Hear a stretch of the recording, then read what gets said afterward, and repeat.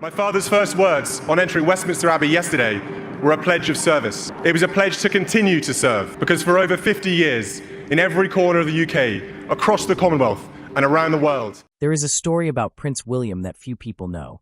It is not the polished images from royal events or the narratives from reporters, but the real story that happens behind closed doors. It involves a boy in grief, a girl who lost her family, and 20 years of silence between them that speaks volumes. Prince William lives under constant public scrutiny. His grief, marriage, and fatherhood are all dissected by the media, while he carries the unseen weight of being a prince. Yet, one part of his life remains hidden, not just from the press in the palace, but even from himself. Laura Lopez, the daughter of Queen Camilla, does not have a royal title. She often remains in the background of this famous family. Few people know her name, but she has been present at important events in William's life. For over 20 years, she was like a sister he unknowingly kept locked away behind a metaphorical door. This is the story of what happened when Heffenly opened that door. The girl who grew up in the shadow of someone else's scandal before becoming William's stepsister and the Queen's daughter. Laura Rose Parker B.S. was just a child growing up on a country estate in Wiltshire, England. She was born on New Year's Day in 1978, the second child of Camilla Parker B.S. and her husband, retired British Army officer Andrew Parker B.S. Laura had an older brother named Tom. They lived in a beautiful home called Bede Manor, which had 8 bedrooms, 70 acres, and a swimming pool. It was a peaceful place far from the city's distractions that would later affect her mother's reputation. On the surface, it seemed perfect, but underneath it was not. As a young girl, Laura sensed that something was wrong. She overheard hushed phone calls and whispered conversations. Adults often mentioned a name quietly when they thought she wasn't listening. Laura was just a child, but children notice everything, especially what they are not told. The name she kept hearing was Charles. Before she understood what an affair meant or what it meant for two families to clash, she realized that this name made her mother's voice soften and her father's jaw tighten. By the time Laura became a teenager, her mother's relationship with the Prince of Wales was no longer a secret. It was all over the news and became a topic of public discussion. People viewed Camilla as the villain in a famous love story. Diana was seen as the heartbroken heroine. Laura, by default, became a background figure, the daughter of the other woman. Laura was 16 when her parents divorced in 1995. She was 17 when Diana told the BBC that her marriage involved 3 people, which complicated things. She was 19 when Diana died in a tunnel in Paris. And people looked at her mother and asked if she was happy now. No one asked Laura how she felt about any of this. No one ever did. In the midst of this royal tragedy, people ignored Laura, the daughter at its center. She learned an important lesson early on. Silence can protect you. Privacy can give you strength. Often the quietest person is the one carrying the most weight. She bore this burden alone, and she handled it well. To understand why William kept Laura at a distance for so long, we need to look back to a pivotal day. September 6, 1997, at Westminster Abbey. 2 boys in dark suits walked behind their mother's coffin in front of a billion watching eyes. William was 15 and Harry was 12. That heartbreaking walk changed everything for William. Over time, William built a wall around himself that appeared to be strength and composure. But those who knew him well recognized it was a way to protect himself. Each time he remembered Diana, every time the press used her name, and every time he sat with Camilla, the woman linked to his mother's pain, he added another brick to that wall. Camilla's name hurt William deeply. He remained polite in public because it was training to be king. But his friends noticed he never fully accepted her presence. The 2023 report revealed he still struggled with her being part of the family, even after many years. He wasn't hateful or cruel. He was just guarded. Laura, Camilla's daughter, became part of this complicated situation. She was kind and innocent, but she reminded William of everything he tried to avoid. Every family event that included Laura showed him that his father had moved on and that his childhood family was gone. The woman who had once caused his mother pain was now his stepmother, and her daughter was his stepsister. No amount of grief or distance could change that reality. As a result, William kept Laura at a distance without meaning to. He went to her wedding in 2006. He had his daughter Eliza as a bridesmaid at his own wedding in 2011. He was polite and appropriate, but emotionally closed off. There was no warmth or true family connection. He gave her the bare minimum, but held back his feelings. For 20 years, this distance was enough until it wasn't. Before the cold distance, the polite tolerance, and Laura's daughter walking down the aisle of Westminster Abbey with flowers, there was something more honest and raw. There were real fights, the kind that leaves marks. Royal biographer Katie Nicholl wrote about these struggles in her 2010 book, William and Harry Behind the Palace Walls. Music. She described not the usual polite tension of royal families, but arguments fueled by real pain. Two young people, each defending a parent they loved, believed the other had caused pain that should never have happened. William, still dealing with the loss of Diana and burdened by the grief of a child who blames himself for not saving his mother, would sometimes direct that grief at Camilla at her presence in a family that Diana's absence had shaped. Laura, having watched her own mother face public criticism and having a childhood affected by the same events, wasn't going to stay quiet. She fired back. According to Nicole, there were times when Laura looked at the future King of England and told him straight out, "Your father has ruined my life." These 4 words held every piece of a broken childhood. They were both an accusation and a confession. They echoed what William had been saying about Camilla all along. They had more in common than either realized. One painful detail from those years stands out. As a child, when Charles called Camilla at home, Laura sometimes picked up another phone and screamed at him to stop calling her mother. A little girl shouting down the phone at the Prince of Wales to leave her family alone. This was the same family he would later bring into his own life. The same family Laura would end up sharing in royal events, photographs, and Christmas gatherings. She was trying to protect what she had. William was trying to protect what he had lost. Amid their grief and protection, a relationship that could have been comforting turned into a conflict. The tragedy is not that they fought. The tragedy is that they fought about the same thing. Both were children trying to hold together something that was already broken. Both deserve better. Neither knew how to express that the woman she became while he wasn't watching. While William gained global attention, Laura chose to live a life out of the public eye. Her story is important and deserves to be told.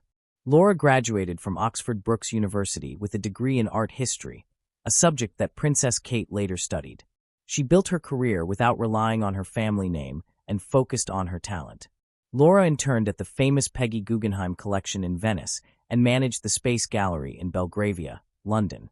In October 2005, the same month her mother married the king, she co-founded 11 Fine Art, a contemporary gallery in Belgravia. She ran it for 10 years without using her royal connections for promotion. Later she started Laura Lopez Art, her own curatorial practice that focused on figurative works by British artists. In 2025, she took part in the British Art Fair, recognized as a respected figure in London's art scene. Laura married Harry Lopez in May 2006 at a 16th-century church in Wiltshire. The wedding, attended by William, Harry, Charles, Camilla, and 250 guests, felt more genuine than many royal events. She wore a gown by Anna Valentine, the same designer her mother chose for her wedding to Charles the year before, creating a meaningful connection between them. Laura has 3 children: Eliza, born in 2008, and twins Gus and Louis, born in 2009. She raised her children away from the spotlight, determined to protect their childhoods. When Gus broke his arm right before the 2023 coronation, where he and his brother served as pages of honor to the king, he stood at the altar in pain, wearing a cast, yet handled it with grace. He fulfilled his duty just as his mother had throughout her life. Music. Laura Lopez represents something rare in the royal family. Someone who values decency over fame, privacy over attention, and authenticity over performance.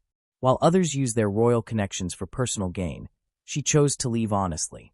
In doing so, she showed a type of royal behavior often overlooked, more truedo the word royal than many who frequently appear in the media. The Christmas that cracked the ice, Christmas 2024 at Sandringham, was a big celebration with about 45 guests, making it the largest royal Christmas gathering in recent years. William, who noted it with a sense of tired affection, felt that his Norfolk Christmases would never be quiet again. King Charles faced his cancer diagnosis with the strength he is known for, while Kate, having recently completed her own cancer treatment, impressed the nation with her grace. The Wales children George, Charlotte, and Louis played in the grounds of one of Britain's historic estates. Unaware of the history around them, Laura Lopez attended again this year for the second time in a row. She was not just on the edge of the guest list or tagging along as a guest of someone else.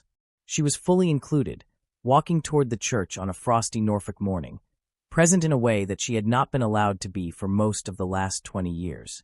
Music. According to royal insiders, the atmosphere at Sandringham that Christmas was complex due to deep family history. It wasn't hostile or openly tense, but it felt charged with unspoken feelings in the weight of a family gathering where some people pretended that 20 years of history had not unfolded. Observers noted that Laura carried herself with her usual calmness. She didn't seek out William or show warmth that she didn't feel. She was present as she always had been, watching and absorbing without revealing anything. Laura and Tom arrived privately at the church service, avoiding the public walk they normally do with the rest of the family. Even at Sandringham in the heart of the royal world, she managed to stand just outside the spotlight. But things had changed. William noticed this as he saw Laura move comfortably through his family home, welcomed by his father. This stirred feelings in him that he had tried to keep hidden for years. It wasn't anger or resentment, but something quieter and more unsettling recognition. He slowly realized that the distance he kept from Laura was not really about her. It was about something deeper he had yet to confront. Christmas 2024 didn't solve anything. It wasn't a moment of reconciliation or understanding. However, it was the first crack in a wall that had stood for a long time. Sometimes in the landscape of a person's heart, a single crack can lead to significant change. Music. At the heart of everything for Willem is his mother, Diana. This affects why he keeps Laura at a distance, why Camilla's name matters in discussions he has, and why Christmas at Sandringham feels more like a negotiation than a celebration. Some people think grief fades over time, becoming manageable. For William, this is not the case. His grief for Diana hasn't faded, that it has changed over the years and shows up in unexpected ways. But it remains with him always. Diana was not just William's mother. She was the person who showed him love without any conditions. In a childhood filled with rules, duty, and expectations, she was the one person who loved him not as a prince or heir, but as a boy, the unique individual that the royal family often overlooked. When Diana died, William lost her. He also lost the feeling of being loved unconditionally without trust issues or hidden motives. In the years that followed, he fiercely protected the memory of that feeling, which sometimes came off as coldness. It was not coldness. It was his way of preserving that precious memory. Although he couldn't save her, he could remember what she meant to him. And he would hold on to that against anything, against time, against changing stories, against efforts to change how people viewed his mother. Laura Lopez had never hurt William. He knew this, and she did too. Yet, her presence reminded him of the loss of his mother, not because she was responsible or because she had choices linked to Camilla, but because grief can attach itself unfairly to people. Those who carry grief often find themselves waiting without answers. After that Christmas gathering, William began to realize a common question that comes with long-held grief. How long will you let the past control your present? He had kept Laura at bay to protect Diana's memory. But Diana, the real woman he knew who engaged with people and believed in the power of connection, would not have wanted that. She would have encouraged him to do the opposite. It's easy to think that everything changed all at once, but that's not how people or the British royal family operate. There wasn't one big conversation or moment that changed everything. Change happens slowly in small steps, and often only becomes clear when we look back. For instance, Laura's daughter, Eliza, walked down the aisle of Westminster Abbey as a bridesmaid at William's wedding in 2011. This was an important act. It publicly included Laura's family in a huge moment in William's life that showed that regardless of the past, his child belonged there. Such gestures come from someone who cares. Laura's sons, Gus and Louis, participated in the 2023 coronation as pages of honor. They appeared on the balcony of Buckingham Palace and were featured in the official photos. This meant they were unmistakably part of a significant royal event. Laura was there, too, recognized and present. Then came Christmas 2024, and Tom Parker BS announced in December 2025 that he and Laura would not attend for 1 year due to an alternating arrangement. This was a typical decision for a blended family juggling various commitments. It was simple and human. This simplicity matters. The fact that Laura and her brother are now mentioned in the royal family's Christmas plans means their presence is seen as normal, not filled with emotional tension. This shows that walls have come down slowly but surely. What William is learning is that honoring his mother's memory doesn't mean shutting others out. Diana did not want to be isolated. She wanted to be remembered for her kindness and connections. Keeping Laura away from his life didn't honor Diana. It only prolonged past hurts. The children at Sandringham, now George Charlotte, a Louis Eliza Gus, and Louis Lopez, will grow up without carrying the burdens of their parents' pasts. They will be cousins, playing together and creating memories free from the complexities of their grandparents' histories. This is the legacy that truly matters. Not titles or crowns, but the choice to give the next generation something better. Laura never wanted to be a secret or a symbol. She wanted to be acknowledged for who she is. She consistently attended important events, allowing her kids to be part of royal occasions without seeking personal gain. She wanted to be seen as herself, not just as Camilla's daughter or someone William distanced himself from. William is still learning how to handle his grief without letting it control him. This is a human experience, not a failure. By gradually opening up to Laura and recognizing her as someone deserving of his affection, he has become a little more like the mother he continues to miss. His mother would have recognized this change. She would have been proud. The royals we see on the Christmas walkabout, coordinated, well-groomed, and waving at the cameras, are showing us a performance. But the royals behind closed doors deal with grief, forgiveness, and the heavy burden of a family shaped by scandal and loss. That's where the true story lies. Laura Lopez has lived her whole life in that real story, staying out of the spotlight and carrying her role with a grace that has never asked for recognition. If this gives you a new perspective on the royal family, share it with someone who could benefit from it. Leave a comment below and let me know. Do you think William has really made peace with this part of his past? I read every single one. Until next time.